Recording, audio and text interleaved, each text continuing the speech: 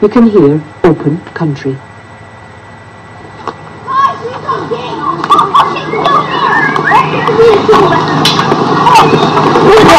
You know what? I thought you'd be guarding the entrance to stop any intruders like me coming in.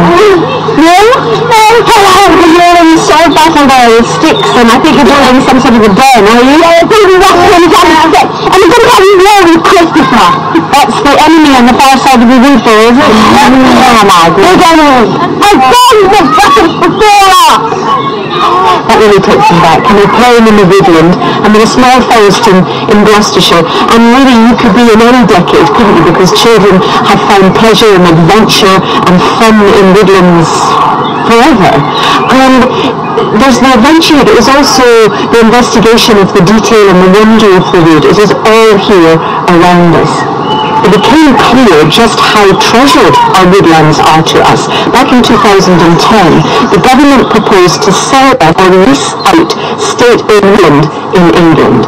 There was such a public outcry that we actually had to scrap the idea. So for this week's Open Country, I've come to Gloucestershire to see how our young people, how children, large and small, are seeing and using our woodlands.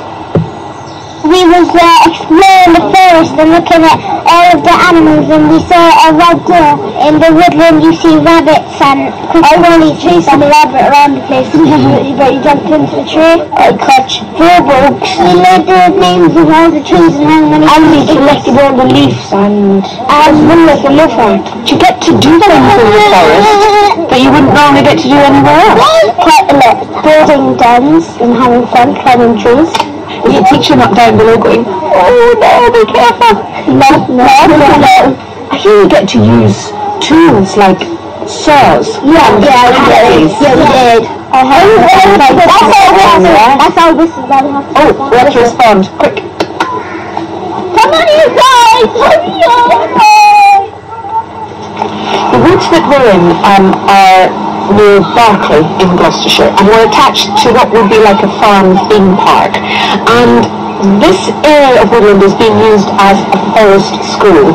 And Craig Tucker, you are the man who is in charge of this experience in the woodland. So, should we tell me a bit underway? You can tell me about it. Let's do that, yeah. What exactly is a forest school? Well, forest school is still relatively new as far as the UK goes. The idea is it's taken its basis from the way children are educated in Scandinavia, where they won't generally sit down and he said, right then guys, this is a maths lesson, this is an English lesson until they're 7 years old. Those first 7 real informative years of their life are spent outside in woodlands, learning through play, taking risk, and generally all the studies point to, by the time they leave school at 16, they're better qualified and they're happier than their UK counterparts. Because of being in the forest environment? Well, that's what they think it's all about. So tell me about this particular woodland you've got, Craig. Well, this particular woodland is about 15 years old. There used to be play equipment in here in terms of monkey bars and things like that. But we wanted to get rid of all of those things, strip it back to just being a natural wild space. So you then have things like you've made your own ladders out of bits of log and crossbars. There's a scattering of wood on the floor where bugs and creepy crawlies will thrive. We've got nettles which would normally be cleared away for the children about. What do you do with the children? Everything we do is led by the children. So we might start a session with the idea of wanting to develop their interpersonal skills and develop their relationships together. But in terms of how that actually manifests itself, will be led by what the children want to do. Early on today, but 2 chaps were working together to build for themselves a little silk cord out some rope. What I did to kind of facilitate that was show them a really strong knot so they could get started, and then they worked together to kind of find the cords and to make it strong, to pull it tight and help each other out, and use that knot to tie it off at each and every week. From my point of view, I find my job so satisfying, but their look of satisfaction, the fact that they completed something challenging, which initially they thought was really hard. But why does it make a difference for this to happen in a woodland? where we're surrounded by trees and it's rough underfoot. Well, I think classrooms are generally a boring place. They're only interesting if someone with a bit of creativity and a bit of time and a bit of effort puts in the time and effort to put up fantastic displays and to make it interactive and to bring life to it. Out here is exciting. It is, every time you come, something different has happened. You know, whether it's the animals that call it home, whether it's the way the trees change over seasons, just the nature of being a wild space. Or a hazel and a rowan. So a little game for you to play is a bit like bingo. Alright? I know I said we've got 15 trees in Woodpecker Wood. I've got 9 of them on this sheet here. And the best way to spot the difference between trees is by their leaf. Alright? And you'll notice that some of them, like these two, look quite similar. But if you look closely and carefully, you'll notice how they're different.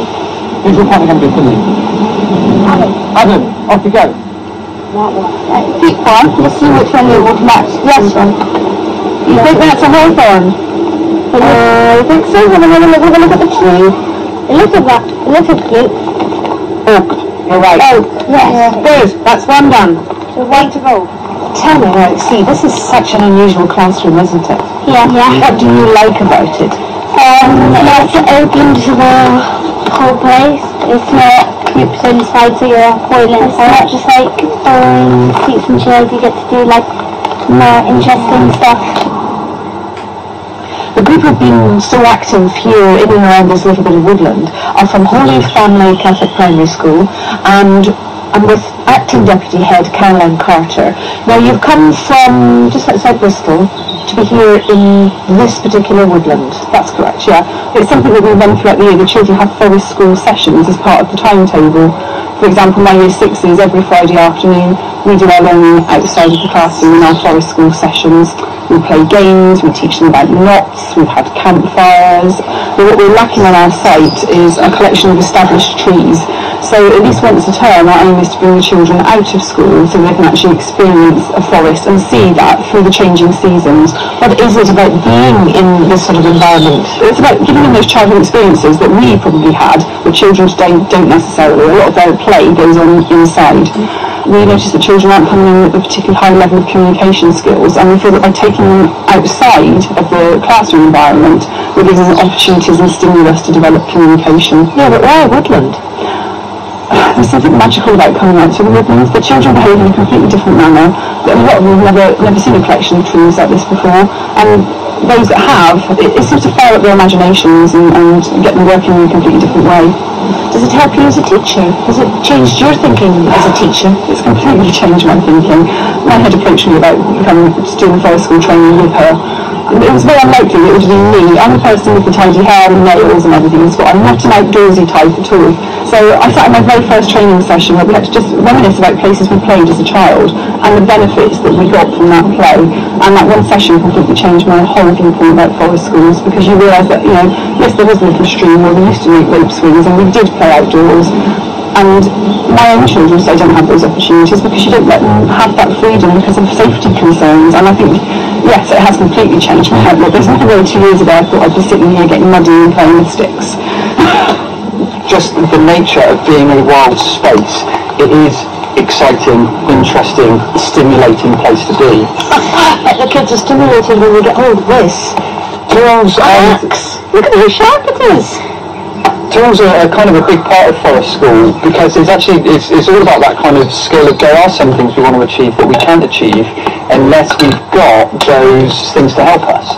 And the area we're standing in now is kind of roped off, and the kids are taught right from the beginning that we don't cross a rope unless we're with an adult. So straight away they're kind of learning that responsibility to use these tools in a safe way, and hopefully they'll come away from that with a respect for these kinds of tools like the axes we use, the knives we use, and maybe steer away from those kind of things when they grow up to teenagers and peer pressure starts to have its place. How did you get into this? I did my teacher training up in Worcestershire, where forest school is really, really big. So when I came back down to Bristol, I kind of looked at the children that I was teaching and thought, do you know what, these are the guys that don't have those experiences on their doorstep. They kind of almost need it more. And I started looking for ways to bring Forest School to the children I taught, and really struggled to find people who count me as an inexperienced teacher. So that led me to thinking, well, if no one else is doing it, maybe I should. So I went off and have done my Forest School leaders training, and now we've set up School in the Forest as a business to try and take that experience to as many schools as possible. I hope that by giving children these kind of enriching play learning experiences, they start to see Woodland as a great place to be in, so that when they grow up and the council say they're going to cut down all those trees to build houses, they might actually care enough to go, do you know what, Woodlands are a great place, and I don't want to get rid of that because of all the memories I had when I was a kid and all the skills that I learned. So hopefully it might have a knock-on effect to developing citizens for the future.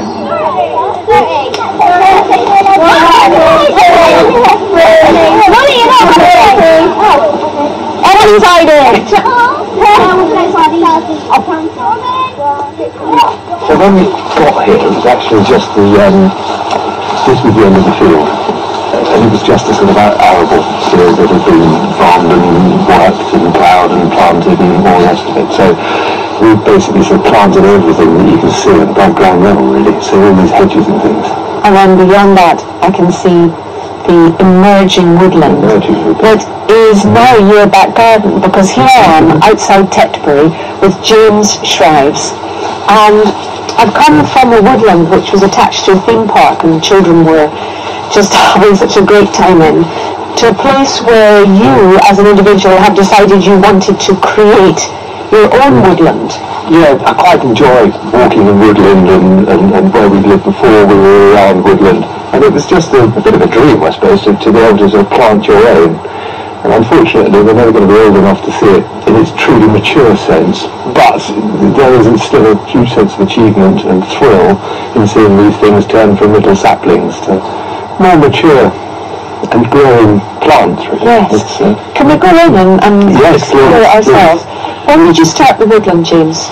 Almost as soon as we got here. It was the first thing we did. So that was the winter of 2005 and beginning of 2006. A few years' growth really is very visible in trees when they're young, isn't it? And just now, they're well above my head height, and your birches are towering up about, almost like 15 feet.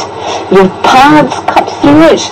Oh, it's a lovely feeling already. What's really fascinating is how some things have really settled down and done well. We've really overplanted here, so when we've crammed them in, that was the plan, because the more you put in, the more you create an environment that suppresses the competition underneath. So what have we put in? So we've got, here we've got hazel, there we've got silver birch, we've got beech there, which is a taller one. Is that a rowan or an ash behind you? Mountain ash rowan, yes, absolutely there, all spotted. Towering one up around there, it looks almost exotic. Well, that's one of my favourites, because that's a sweet chestnut. Well, we can show you some sort of stunted sweet chestnuts that really haven't done very much at all, but this one is just thriving. Look at that. I mean, that's coming up for 8 years old. So what size have you planted up? Only just over an acre. And how many trees then? Probably 1,000. So, yeah, overplanted. All planted by yourselves? Pretty much, yeah. It's tricky to get away from noise, and we don't get away from it entirely here, but you can get a little bit away from it here. Yeah, a bit of sanctuary. I was with children in a woodland, obviously young children exploring and loving the woodland, but I think maybe you're quite young at heart, that you love the sense of being in the wood just as much as they did. Oh, yeah, always go, never turn up the opportunity to go camping in the wood. It's just this one's on our back doorstep. The narrow path, the cedar trees, this dense planting, forests, woodlands are very often maintained landscapes. Yes. You're going to have to... I know, but not for a few years yet. But there's still room. I think we've still got, 3 or 4 or perhaps 5 years before we have to start selecting some to be taken out. And that's going to be hard, I think, especially where you've got some really good specimens next door to each other. Here we've got field maple. I love field maple. That's one of my favourite trees. Horse chestnut here, birch, only feet away. So we're going to have to make some harsh decisions at some point. It is wonderful if you have the opportunity to create your own woodland, to have it on your doorstep, to look at it, be in it every day of your life. But that's a privilege that few can really get. So how do people access woodlands and forest areas? They have to rely on places being open to the public. And where I am now, I'm going to stop for just a moment. We've come up the hill, we're on the Ashton Court estate, which is on the edge of Bristol, and I'm with Ingrid Skeels, and look, what a great view down over the lush native woodland, and then the tall conifers which were creaking in the wind as they do. This is your place. It is, yeah, we're very lucky because you can see from looking that way that we're quite close to the city centre, and yet by walking through the park and coming up here is suddenly in the countryside. And you arrived before me, and your teenage children and a few others have darted off into the woods, so we're going to have to go and find them. And we've been coming here since they were babies, really. And this, you know, we use sort of tiny patches of green space closer to home, but this is our way of really getting away from it all. We have to go around here and then up. Okay. And they used to play here in all weathers, at all times when they were little. Were you with them though, Ingrid? When they were really little, I'd be right close to them, but as they got older, they'd kind of wander further and further, and now, of course, they come up here on their own. And why did you want to encourage that so much? For them to come here and be in this place, and as we're going up the hill, it's becoming more and more dense with vegetation. And some of my strongest, richest memories of childhood are all outdoors, and often in wild places like meadows or woodland, as opposed to kind of organised parks. And I think children's lives, since I was little, have become increasingly restricted or impending. You know, playgrounds, areas are fenced off. I just wanted to give them some of that wildness and colour that I had when I was growing up. Did you have wildness and colour in the woodland? I did. Was it? I grew up in Nottingham. I was very lucky in two ways. One is that I went to a very experimental state primary school called Ed Walton Primary, where the head had arranged for there to be farm animals, and we had a little woodland.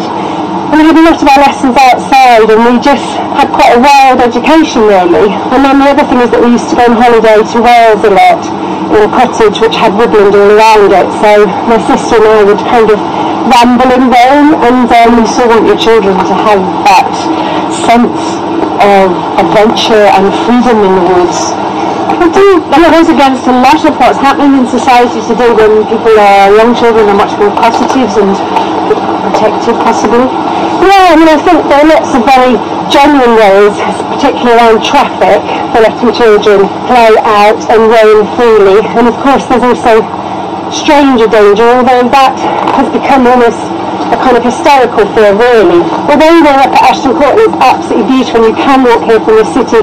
Children can find little corners of wildness even in the middle of the city. You don't even have to be able to do this. It's more about a way of looking at it for your children and giving them that sense of freedom and wonder. Even on your own street, you can find little tiny clues of nature and wildness. But it can't beat this. Like, this mind is really steep. You know, there's so much to kind of see and find and make and do, almost at a kind of strangely practical level. But also there's something really magical about woodland, I think, that goes back to sort of fairy tales we were told when we were little, you know, and there's a sort of scary part of that, about not going off the path and being lost in the forest, but also a really magical bit about the birds and the animals that talk to you. I'm just going to find these children up here. Yeah, they're all up here. Oh, wow, come to the crest of the hill. And I know that you have Eve and Joe. Yes. And there's some other kids helping them. Yes. They have started to put the roof on a den, using all the branches that they found. It's collapsed. Yeah. The roof is falling in. That's alright, they can begin again. Oh, I'm sorry, we arrived at the wrong moment. Or the ground. Is that very disappointing to see it collapse around you? We'll rebuild it. Whose fault was it? Joe. Hands out. It was you?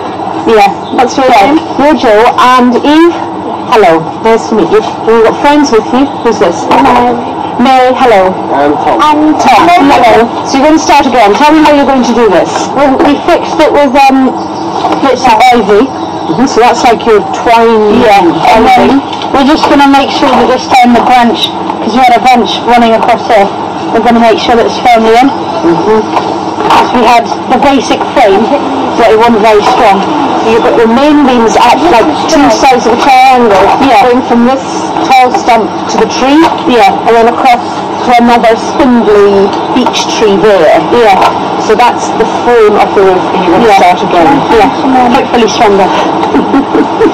Do you come here lots of times, you and your sister? Yeah, all the time, like for picnics and playing in the woods, and we played like cricket down in there and ran around the trees trying to be Indians and things like that. Oh, that's a heavy lift. Oh, well done.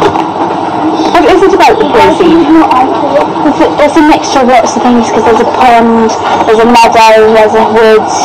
It's a bit like an escape from everyone, school friends as well, because at the park there's a lot of people you know, and here you don't really see anyone, so it's a bit more empty. It's like you're in your own little world. Yeah. It's attracted quite a crowd, this building of the Den. And you are a friend of Ingrid. I am, yes. And this is a regular place you come with your lovely golden lad here. Yeah, I've come here all my life. I was brought up, I live just 10 minutes walk away. So I came here as kids with my parents, and we've got our own special family tree that we call the Wee Tree. I've got my kids too. And where is your family tree? Through the other part of the woods. The trees are the same, but it's harder to climb it now because it's got a lot more bushes around the bottom. When I was a child, we climbed up down the side and then we jumped off the tree into my dad's arms at the bottom. And then I brought my kids, it's like a ritual thing, and they all tell their friends, oh, this is our tree, it's a family tree. Nobody else has claimed it, it is still, I believe it's still our tree. I hope so. Oh, it's ingenious!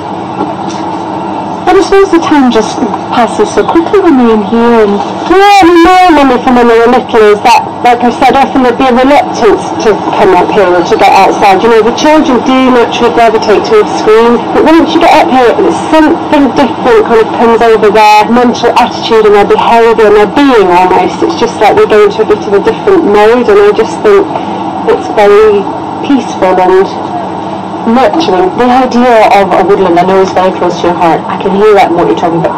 But Ingrid, you're an author and you put your thoughts into a book, St Cuthbert's Wild School for Boys. The idea for that story actually came from a day when we were around a friend's house when Jane and Eve were much smaller, and they'd had quite a kind of stuffy day in school, and then we were stuck inside for the evening and they were just kind of going crazy around the house. And I just suddenly said to Jo, you know, just calm down, stop jumping on everything, otherwise we'll have to send you to St Cuthbert's Wild School for Boys. I just kind of said it in that moment. And then him and his friend just turned on and went, what's that? And so I just started writing this story, and it was really about a boy who was kind of Jo, but then became lots of boys really that I've come across, whose school life and home life was very restricted, you know, in terms of lessons being very target driven and all inside, and he gets the chance to go to this amazing school where it's completely different, and he has big adventures there. They're finished building the Den. Should we risk going in and sitting under the roof? And I can hear a little bit from St Cuthbert's Wild School for Boys, and a character, Jack, yes, yep, come inside. This way, Jack, Vinny called, looking back through the trees. But Jack had come to a complete standstill now. It wasn't only nerves. No, these had been overtaken, massively overtaken, by a feeling of total awe at what he could see before him. He gasped. It was like looking for a cat and finding a lion. For there in the clearing, where he had expected, what, a little camp in the bushes, was a truly vast old oak tree, stretching high into the sky, and on its many branches was the biggest and most amazing treehouse that Jack had ever seen. Or was it houses? There were so many levels and platforms and ropes and ladders and pulleys and swings that at first Jack didn't even register the boys that were all over it too. It was like a castle, a fort, a small village, a settlement high up in the trees. He gazed, tilting his head back to take it all in. Hello! A boy, tall and blond, jumped down from the lace branch in front of him and, wiping his muddied hand on his plain white shirt, held it out to Jack. I'm Ralph. Welcome to our den. He grinned proudly. What do you think? Isn't it so important for us to acknowledge that our children need to have access at some point in their lives, and for as much time in their lives as possible, to get into the woods, and there the adventure begins.